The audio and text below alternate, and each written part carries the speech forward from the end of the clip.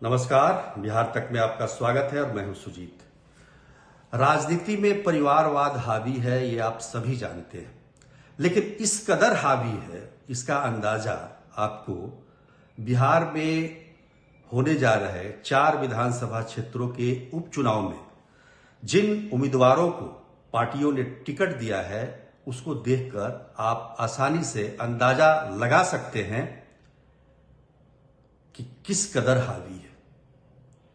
यानी पिताजी अगर विधायक से सांसद बन गए तो उनकी जगह पर बेटा विधायक बनेगा। ससुर जी अगर विधायक से सांसद बन गए तो उनकी जगह बहू विधायक बनेगी।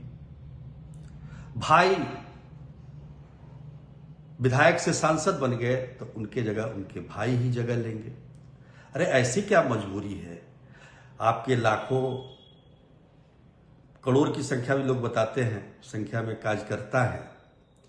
क्या आपको और कोई नहीं मिला इन कार्यकर्ताओं में जो आप उन्हीं को टिकट दे रहे हैं, जो वहां से कई दफा चुनाव जीतकर इस बार संसद की शोभा बढ़ा रहे हैं? क्या कहीं भी और कोई कार्यकर्ता जो इतने वर्षों से काम करता रहा है आपके लिए, वो उसके लिए उपयुक्त नहीं है, उस टिकट का दावेदार नहीं है? देखिए, बिहार में जिन 4 विधानसभा क्षेत्रों में जो चुनाव हो रहे हैं, उसमें बेलागंज है, इमामगंज है, तरारी है और रामगढ़ है। और इन चारों विधानसभा से इस बार सांसद चुने गए हैं 2024 के चुनाव में, तो सीट खाली हो गई। अब ये सीट महज 1 वर्ष के लिए, जो भी चुना जाएगा वो 1 वर्ष के लिए विधायक रहेगा, फिर उसको चुनाव में जाना पड़ेगा। अगर तय समय में पर बिहार में चुनाव हो तो 2025 का चुनाव अक्टूबर-नवंबर में होगा, और ये चुनाव भी इसी समय हो रहा है, ठीक 1 साल बचा हुआ है। इसमें पार्टियों को चाहिए था कि अपने उनके कर्तव्यनिष्ठ जो कार्यकर्ता हैं, उनको मौका देना चाहिए था, क्योंकि 1 साल के लिए ही था। आप अगर परंपरा को, अगर अपने परिवारवाद को बढ़ाना चाहते हैं तो 5 वर्ष के लिए जाइए ना, कम से कम। ये 1 वर्ष के लिए जाने का क्या मतलब है? लेकिन राजनीति में क्या है कि एक बार हम सीट छोड़ दिए, जगह छोड़ दी हमने, तो फिर दोबारा घुसने में दिक्कत हो जाती है। तो इसको देखते हुए सभी पार्टियों ने करीब करीब यह निर्णय लिया है कि परिवारवाद को ही बढ़ावा दिया जाए। प्रशांत किशोर की पार्टी जनसुराज की मैं चर्चा नहीं करूंगा, क्योंकि उनकी तो अभी नई पार्टी है, पहला चुनाव है, और उन्होंने 3 विधानसभा क्षेत्रों के लिए अपने उम्मीदवारों की घोषणा कर दी है, और चौथे रामगढ़ के लिए वो उसकी उम्मीदवार की घोषणा कल करेंगे। 5 उम्मीदवारों में से 1 उम्मीदवार का चयन किया जाएगा। खैर, तो इसलिए उनकी पार्टी की चर्चा इसमें नहीं होगी, क्योंकि हम लोग बात परिवारवाद पर कर रहे हैं। परिवारवाद पर सबसे ज्यादा आरोप किस पे लगता है? आरजेडी पे लगता है। लेकिन हम पार्टी ने भी वही काम किया। ये तो समझिए कि एक माले है, सीपीआई-एमएल जो पार्टी है, जो कार्यकर्ताओं को ही तरजीह देती है। अब तरारी से सुदामा सिंह विधायक थे, वो आरा से लोकसभा में गए, तो उनकी जगह पर राजू यादव को पार्टी ने टिकट दिया। हालांकि राजू यादव भी कई बार पहले भी चुनाव लड़ चुके हैं। खैर, लेकिन उनका कोई परिवार का मामला नहीं है, ये इसको एकदम स्पष्ट तौर पर जान लिया जाए। तो मालिक ने भी अच्छा एक कदम उठाया है। लेकिन आरजेडी ने क्या किया?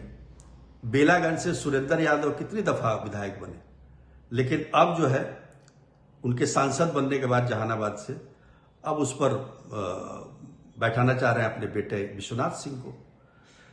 तो ये जो है, वैसे अगर देखा जाए तो बेलागंज से जेडीयू ने भी जो उम्मीदवार बनाया है मनोरमा देवी को, परिवारवाद का वो भी एक हिस्सा है एक तरीके से। हालांकि कुछ ही दिन पहले उनके यहाँ एनआईए का रेड भी पड़ा था और उसमें कुछ साजिश की भी बातें हुई थी। उसमें हथियार भी बरामद हुए, रुपये भी बरामद हुए। आगे क्या कार्रवाई हुई या लगता है कि सीरियस मामला नहीं होगा, तभी जेडीयू ने उनको उतारा है बेलागंज से। अब ये दोनों यादव जाति से आते हैं और उसमें अगर देखा जाए तो प्रशांत किशोर ने एक मुस्लिम कैंडिडेट खिलाफत हुसैन को उम्मीदवार बनाया है।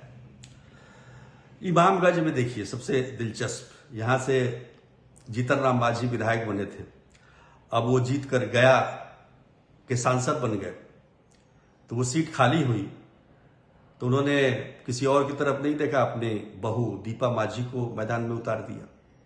अब सोचिए कि ससुर जी जीतन राम मांझी सांसद हो गए, केंद्र में मंत्री भी हैं, बेटा संतोष सुमन बिहार सरकार में मंत्री हैं, एमएलसी हैं, और दीपा मांझी अब वो विधायक बनेंगी।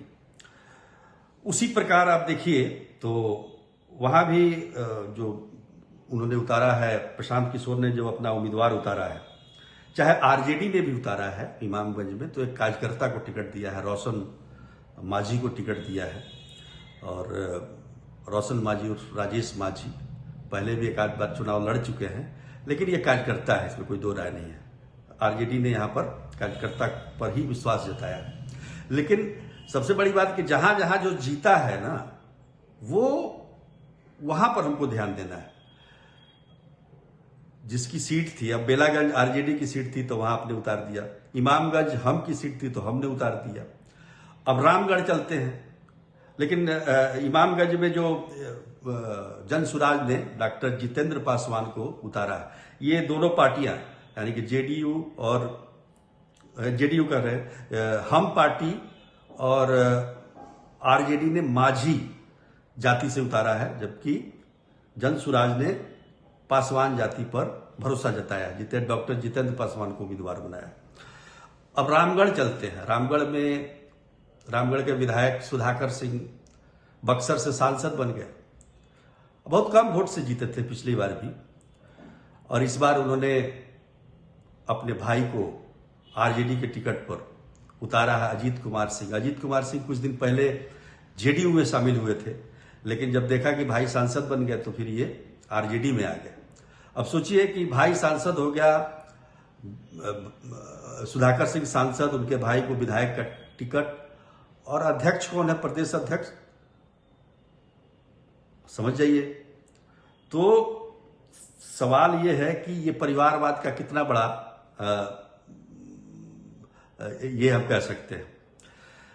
जगदानंद सिंह भी इसमें आते हैं, नाम ले ही लेते हैं। और अब आते हैं तरारी में चूंकि तरारी के जो विधायक थे सुदामा सिंह, वो भोजपुर से विधायक बन गए, तो वहां उन्होंने राजू यादव को पार्टी ने उतारा है। लेकिन बीजेपी ने तरारी में फिर परिवारवाद को ही का सहारा लिया है। सुनील पांडे जो कि पहले जेडीयू के विधायक थे, बाद में बीजेपी में गए पिछली बार, और इस बार अपने उनके बेटे को बीजेपी ने टिकट दिया है, तो ये भी एक परिवारवाद का ही हिस्सा है। तो कुल मिलाकर देखा जाए कि परिवारवाद कितना हावी है। महज 1 साल के टेन्योर के लिए अगर इसी में किसी कार्यकर्ताओं को दिया जाता तो कार्यकर्ता भी खुश रहते, उनके भी हौसले बुलंद होते।